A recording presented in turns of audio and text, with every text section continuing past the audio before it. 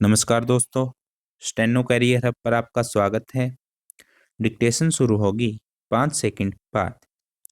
Sir, the essential commodities act was passed 5 years ago, and when the minister yesterday came with an amending bill, we expected that he would give us a brief report on the working of this measure for the last few years.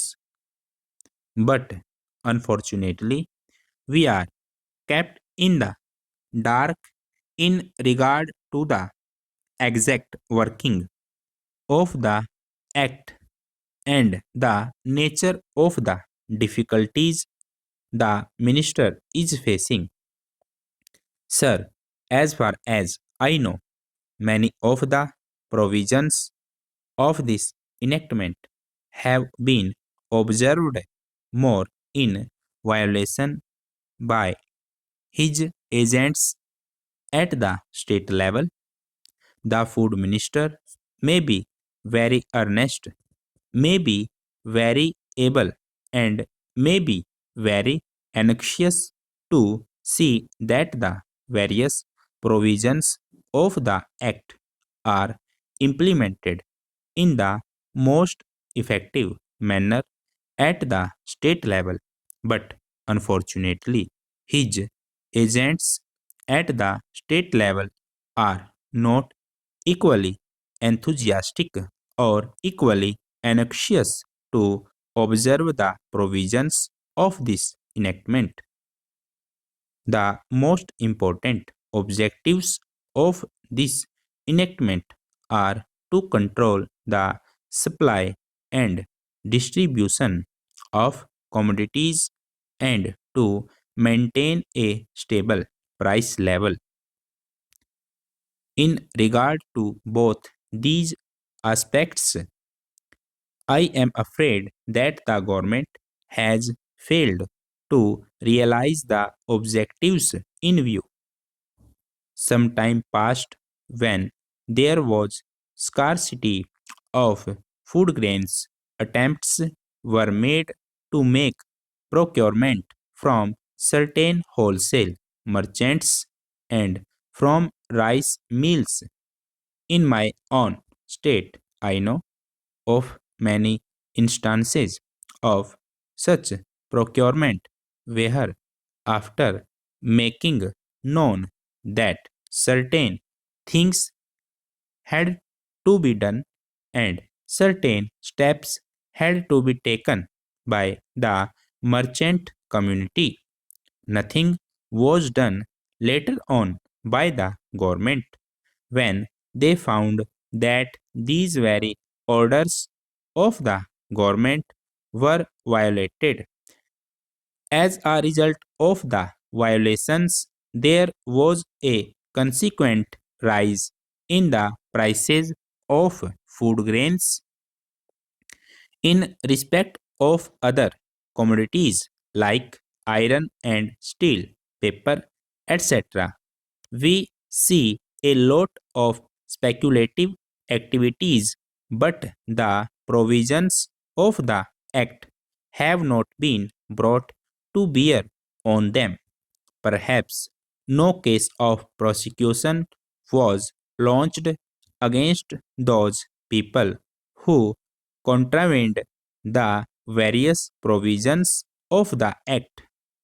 We are interested to know in how many cases the government have taken steps to prosecute individuals who have violated the various sections of the Act. The minister said that the powers under the Act were not adequate. We sympathize with the food minister, but I want to know what action has been taken in this regard by the various statements. In regard to the amending provision, I want to know from the minister what would be his difficulty even if minor offenses are taken to courts of law. For instance, the Motor Vehicles Act deals with various offenses, both major and minor, and various minor offenses under the Act are taken to courts and people are prosecuted. What is the difficulty in taking these cases of a minor nature to courts of law? There, the people will have some safety that they will get a hearing, and if the offenses are really offenses, then they would be prosecuted. Otherwise, they will be acquitted. Here, the minister says that there should be a security deposit. If there is a violation of a particular provision of the enactment, then the executive authority will have the power either to confiscate a part of the amount or the whole of the amount. We are clothing the executive authority with more powers. I do not grudge giving powers to the executive authority, provided they are used properly and effectively and in a most fair manner. But unfortunately, there have been discriminations apart from the ineffectiveness of the various provisions.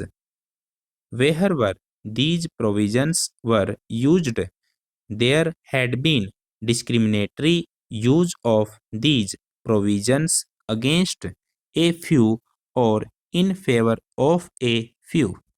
Normally, when officers are clothed with more powers, there is large scope for corruption. I feel that it would be desirable to avoid such malpractices, and it would be desirable, I think, that even for minor offenses, the parties should have a chance to defend their actions. I do not think that this problem of dealing with minor offenses will become complex or complicated in any way if we take them to courts of law. I want a reply from the minister in what way he is suffering from a handicap in dealing with minor offenses or offenses of a technical nature. The honorable member made the point that even if this thing was acceptable to the House, he did not know what amount would be demanded as security. So, the minister should tell us what amount is normally expected from a licensee in all cases and what the offenses are, which are of a technical or minor nature which he has in view. We are not told which are major offenses and which are minor offenses. Clarifications on these points are necessary. I wish that the Act, which came into effect long ago, was implemented properly. I know that the minister here is very earnest in implementing it, but his colleagues at the state level and at the central level are disappointing him. Stop.